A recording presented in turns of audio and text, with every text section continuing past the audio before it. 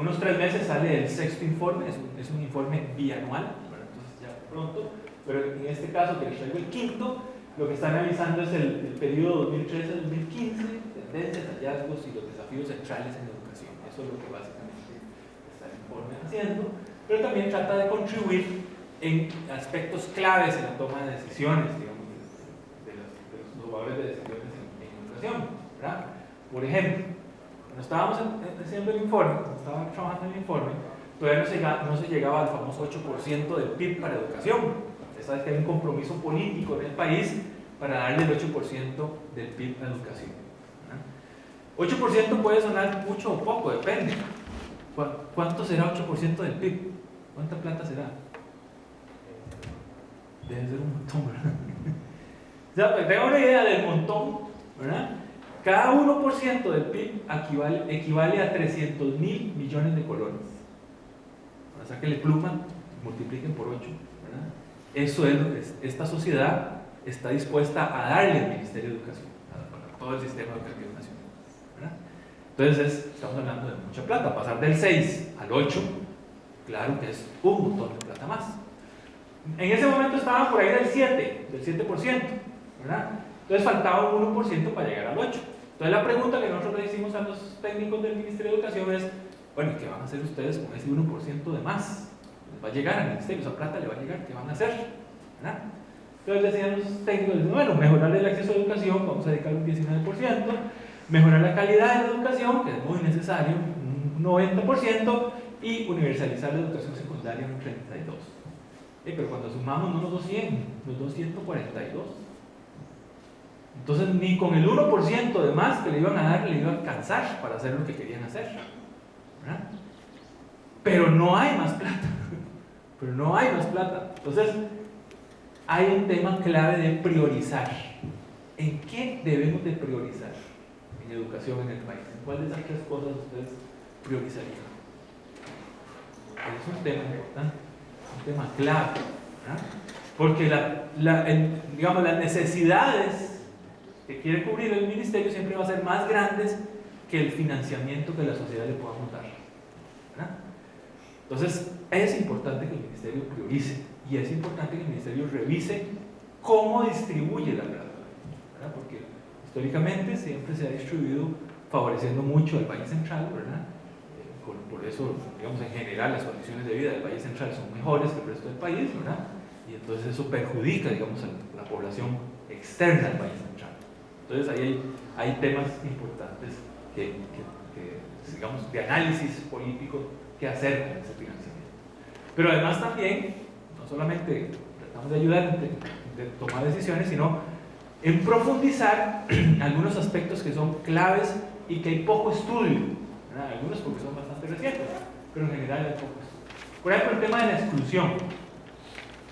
El Ministerio de Educación no le llama exclusión. ¿Cómo ustedes que le llaman? El Ministerio de Educación.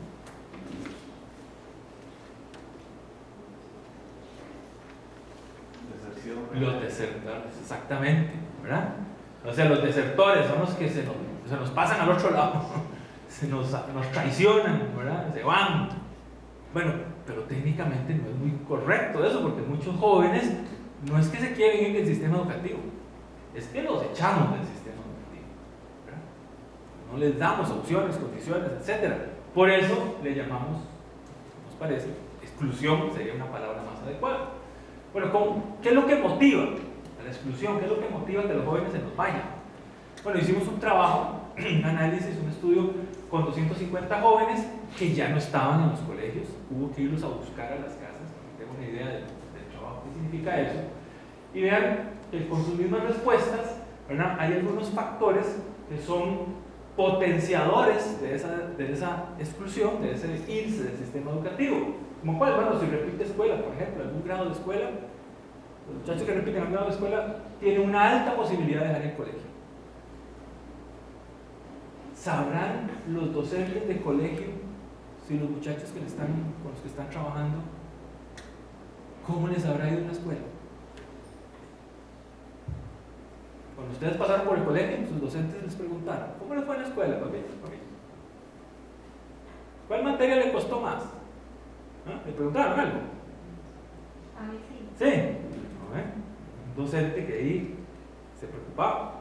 O por lo menos uno esperaría, si no le preguntan a uno, por lo menos uno esperaría que tengan el expediente de uno, de primario, ¿verdad? Que existe y que debería acompañarlo a uno al colegio. Pero bueno, no siempre, lamentablemente, nuestros docentes, ¿verdad?, piden ese expediente para ver cuál es la materia prima que le llega, ¿verdad? Entonces, ahí es un tema claro. El medio de transporte, o sea, si el colegio, entre más largo me queda el colegio, más dependo de algún sistema de transporte que me lleve, y si ese sistema falla, me friega, y entonces la posibilidad de dejar el colegio aumenta. Y también el sexo, las muchachas sobre todo, ¿verdad?, si se embarazan, una de las decisiones que toman es dejar el colegio inmediatamente, lo cual es una muy mala decisión, porque tarde o temprano ella y su hijo van a depender del ingreso que ella genere. Y ese ingreso va a depender del tipo de trabajo. Y qué tipo de trabajo bien pagado va a tener si no estudió mucho, ¿verdad?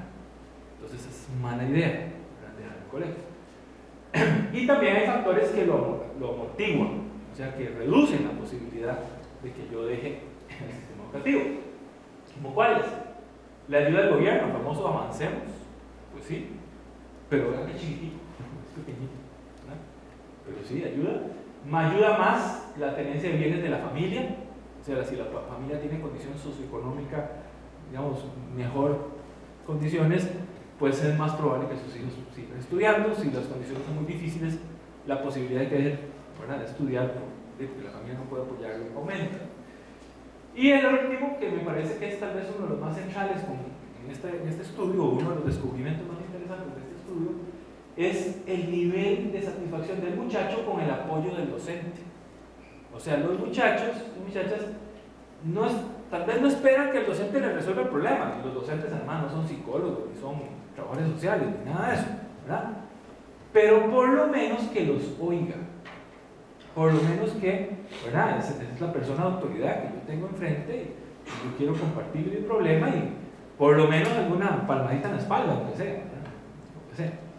Pero que haya. Pero si hay docentes que además ni se interesan en sus problemas, ni les prestan atención, ¿verdad?, entonces el estudiante, el muchacho o muchacha no se siente, ¿verdad?, estimulado a seguir en el sistema educativo, porque no encuentra un apoyo mínimo, digamos, en ese docente. Entonces, los docentes tienen un papel central, clave, fundamental, ¿verdad?, en esto de si se nos van o se nos quedan los estudiantes del sistema. Ahí están los factores, 4 factores más que pesan, ¿verdad?, más pobres, caminantes, insatisfechos y las mujeres. Pero esto es un trabajo que se hizo en dos zonas, en Limón y en San Carlos. Valdría mucho la pena hacer este tipo de estudios más específicos, ¿verdad?, por cantón, incluso por colegio, ojalá si se pudiera, porque pueden haber cosas más particulares en diferentes partes del país que tienen que tomarse en cuenta, ¿verdad? Pero por lo menos aquí hay un primero, digamos, estudio que lo dice, ojo, la cosa es más compleja de lo que uno pensaría de si se lo vamos. Y el otro tema que estudiamos, porque había muy poco, y es un tema bastante reciente, es el famoso bullying, se llaman ahora bullying, ahora, digamos, un poco la violencia, o digamos, el maltrato, digamos, que sufren estudiantes.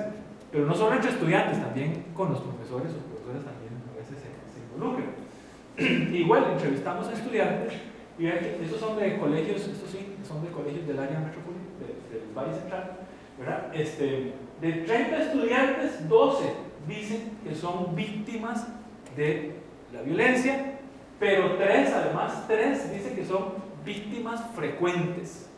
O sea, un 10% de nuestros jóvenes en los colegios que hay violencia, porque por dicha, no es que en todos los colegios del país la situación es igual, por dicha que no, ¿verdad? Pero en los colegios que sí hay este problema, es un problema bastante generalizado, bastante amplio. Bueno, ¿y eso qué? Todos pasamos por el colegio, a todos nos vacilaron, ¿verdad? Y vacilamos a alguien también, ¿verdad? Pero ¿cuál es el problema de esto? ¿Verdad? Bueno, que ese nivel ya de fregadera, de frustración, de problemas constantes en los muchachos y muchachas, vean las consecuencias que tienen. Todas esas consecuencias al final pueden influir para que usted se vaya del sistema educativo, ¿verdad? Pero vean la primera es que si yo soy víctima frecuente, lo más probable es que empiezo a dejar de cumplir con mis deberes académicos. Porque no me siento bien ahí, porque no me gusta ir, porque, ¿verdad? Porque no me apoyan, porque no me ayudan, ¿verdad? Etcétera, etcétera. Y entonces empiezo a faltar. Y si empiezo a faltar mis deberes, posiblemente pierdo una materia, pierdo 2 materias, pierdo 3 materias, pierdo el año, me voy. ¿Verdad? Entonces, por eso es tan importante, digamos, atender este tipo de problemas. También entrevistamos a los directores de los colegios donde estaban los muchachos y nos dimos cuenta de que no todos los directores se interesan en el tema. Una tercera parte estaba muy interesado, conocía del problema y hacía algo. Otra tercera parte sabía del problema pero no hacía ni pie. Y otra tercera parte ni sabía, ni le interesaba, ni iba a hacer. Entonces, es decir, el capitán del barco tiene esas actitudes de que esperamos del resto de los tripulantes, ¿verdad? Ahí hay un tema, digamos, también importante, digamos, que no solamente el docente en el aula, sino también, ¿verdad?, las autoridades del centro educativo también tienen que tomar ponerle las manos en el asunto. Cuando gusten preguntar o dar su opinión, con mucho gusto, ¿verdad? Yo tengo una pregunta. Claro, dale. ¿A qué se debe que eligieron Limón y San Carlos? Ahorita no me acuerdo, la verdad. Ahorita no recuerdo, honestamente. Creo, no tengo el exacto, es que son de las zonas de las regiones del país que presentan más, es probable, tienes razón, sí, posiblemente. Aguirre, Upala también debe estar por ahí, ¿verdad? Seguramente la exclusión, la deserción era bastante alta. De hecho, yo estoy de acuerdo, sí se escuchan muchos problemas.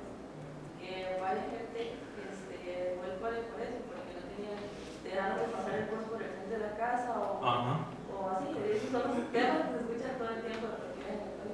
Sí, ahí los caminantes son un problema importante. En Limón más bien es el tema de las muchachas. Muchas quedan embarazadas muy temprano. Sí. Que yo destacaría, digamos, eso como algo a priori, que puede que la diferencia no se dé tanto en el nivel en la región, ¿verdad?, sino que también en otras regiones del país, por ejemplo, en la gran área metropolitana hay otros factores de protección escolares y familiares que permitirían que eso realmente no detone en la posibilidad de que salga el sistema, ¿verdad? Porque lo hemos estado viendo a todo nivel y en todos los países, o sea, esto ha venido creciendo, ¿verdad? Tiene que ver la cultura de violencia, etcétera, pero sí dejarlo ahí, ¿verdad? Porque de alguna manera todos somos responsables de lo que está pasando y todos podríamos incidir en eso. Todos somos responsables de esto y todos somos responsables de lo que pasa en el sistema educativo.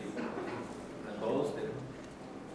Ok, bueno, este es un estudio, digamos, que hace un enfoque que nos parece, digamos, interesante porque entrevista a los propios estudiantes, pero hay muchísimo más que analizar sobre este tema.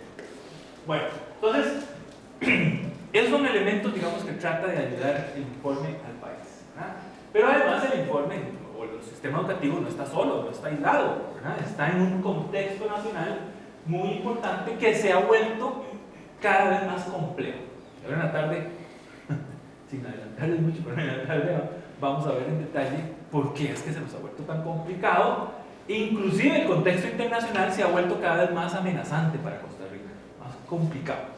No solo en fútbol nos están dando parejos, pies y parejos, sino en otros campos también nos cuesta mucho que nos vaya bien a nivel internacional. Y si no nos va bien a nivel internacional, pues hay repercusiones internas, ¿verdad? Entonces, un panorama acá más complejo, en donde tal vez el más obvio es el tema del déficit fiscal, que dificulta mucho o complica aún más el financiamiento, ¿verdad?, de nuestras instituciones públicas y, por supuesto, el sistema educativo, ¿verdad? Porque solo el MEP es la tercera parte del presupuesto del gobierno central, es el MEP. Entonces, es un aparato enorme, gigantesco, 80.000 funcionarios, el aparato más grande, la institución más grande de todo Centroamérica.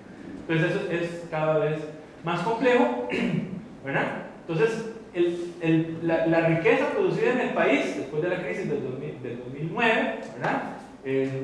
Sí, no es negativo, digamos, crece positivamente, pero a un ritmo mucho menor que estábamos creciendo antes de la crisis, ¿verdad? Un ritmo de 4, 3,5, ¿verdad? Más o menos por ahí, que no es suficiente para generar la riqueza, los impuestos, los empleos necesarios en el país y a la vez un crecimiento, ¿verdad?, del déficit fiscal, que lo que está haciendo es que lo estamos cubriendo con deuda.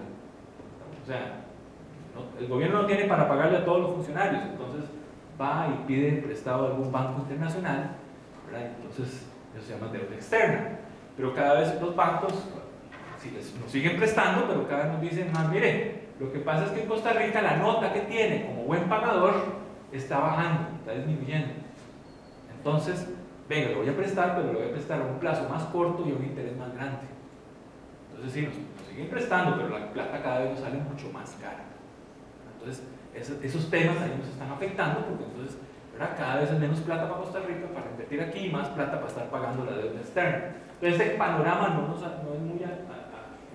ayuda mucho, ¿verdad? E inclusive ha hecho que en otros tiempos hemos cometido errores importantes. Por ejemplo, en la crisis del 82, ¿verdad?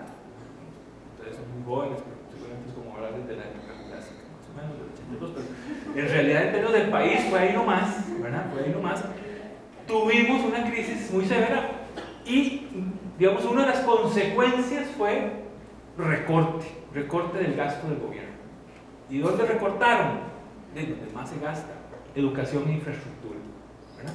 Y entonces eso hizo que, vean, lo que estábamos gastando en educación estaba en aquel momento, el 80, ¿verdad?, estaba un poquito más del 5%, después de la crisis, el 82, ¿verdad?, cae y por un gran periodo, ¿verdad?, se mantuvo bajo, casi que nos costó, ¿verdad?, 20 años, ¿verdad?, recuperarnos, y hasta ahora, ¿verdad?, que se ha crecido sustancialmente, ha mejorado mucho. Pero una nueva crisis podría otra vez cometerse el error de recortar, si no aprendimos esa lección.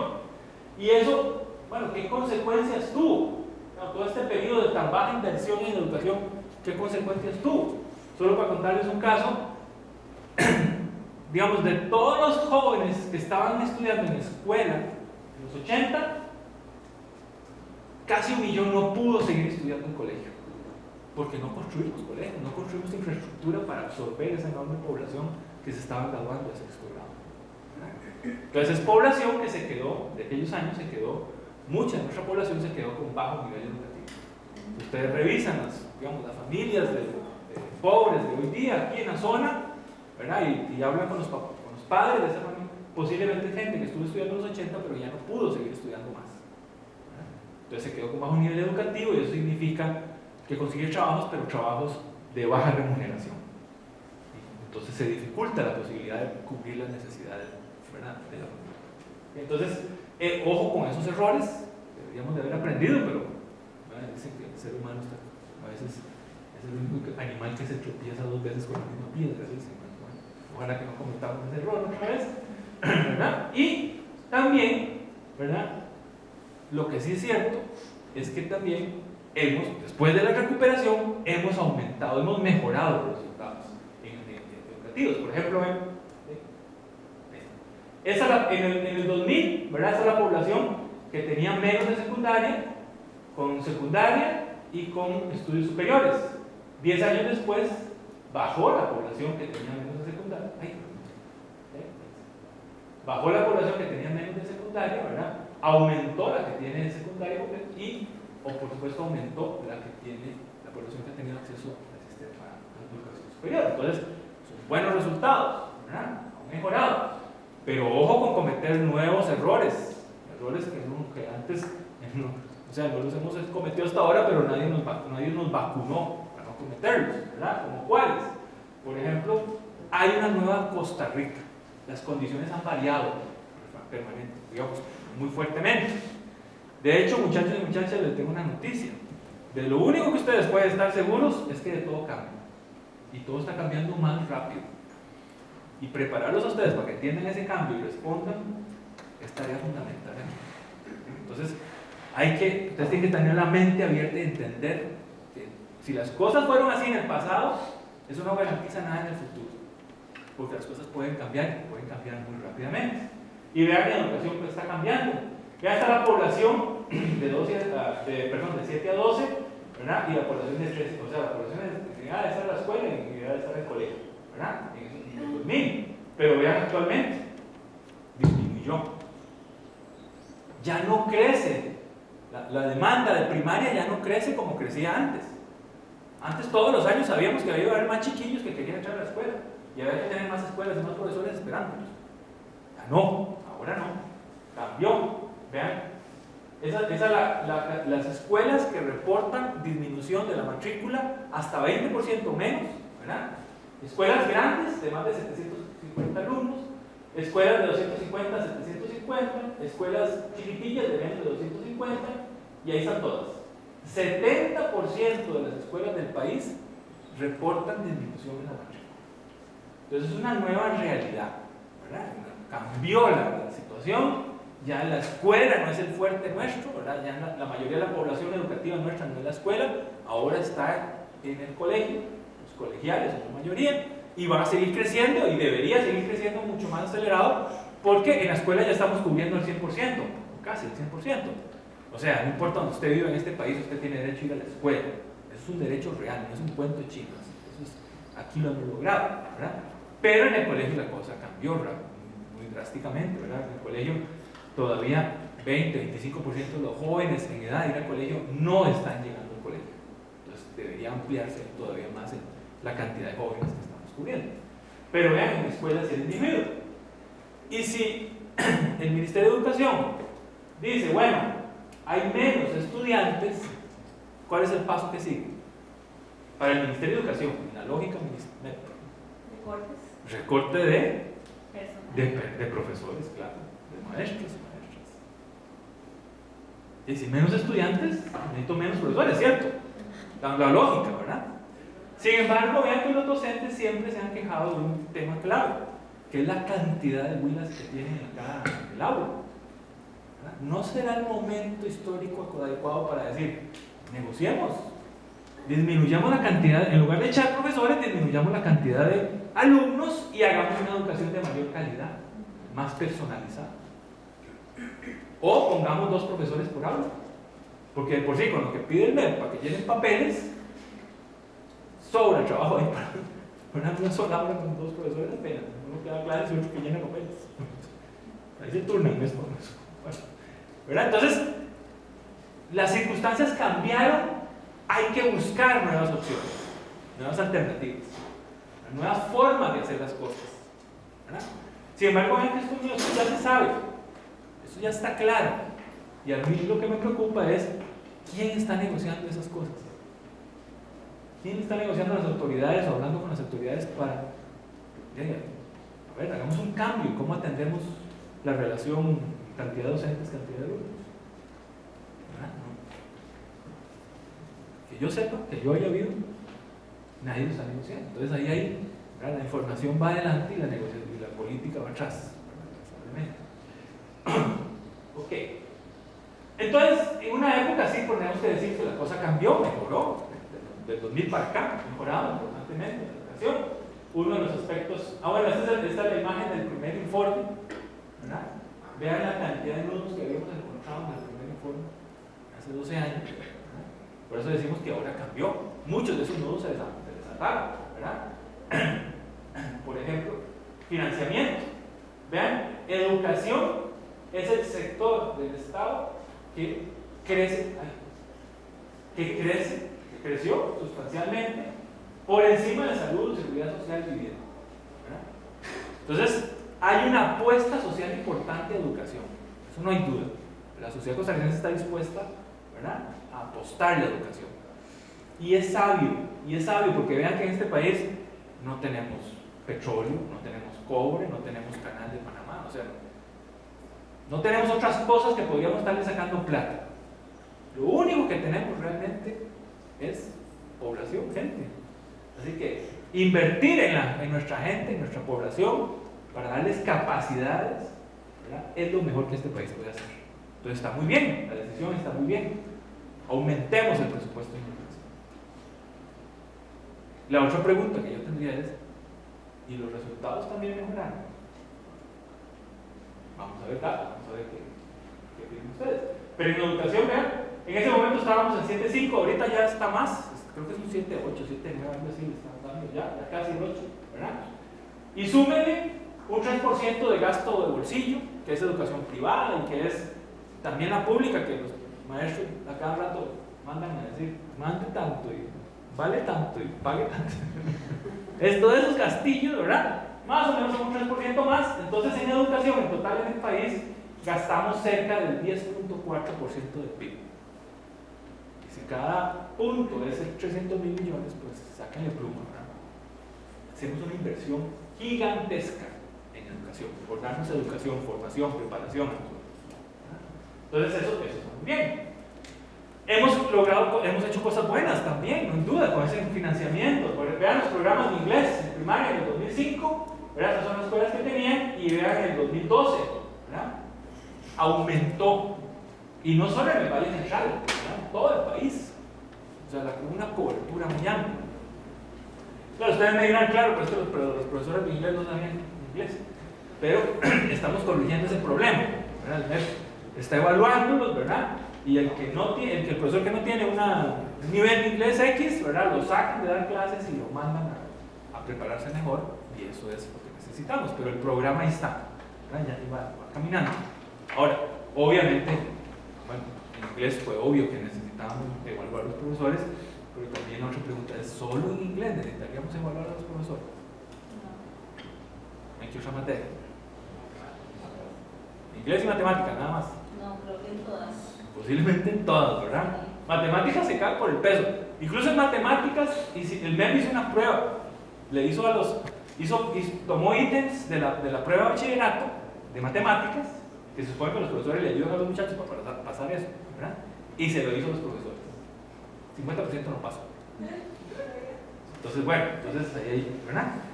Pero tenemos problemas cruzados, ¿verdad? Porque entonces uno podría decir, sí, examinemos todos los profesores para saber si saben lo que dicen que saben. Pero entonces ahí los sindicatos brincan y dicen, no, un momentito, aquí usted no va a evaluar a nadie porque ya las universidades, cuando nos dieron los títulos, ya nos certificaron que nosotros sabíamos.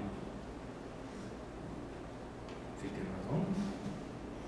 Entonces, ¿qué? ¿Es suficiente con que la universidad les dé el título a ustedes y se acabó la vida? No, no es suficiente.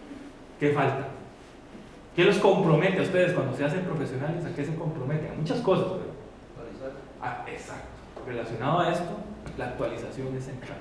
O sea, podemos tener títulos en la universidad, pero si no estamos actualizando nosotros permanentemente, rapidito somos obsoletos.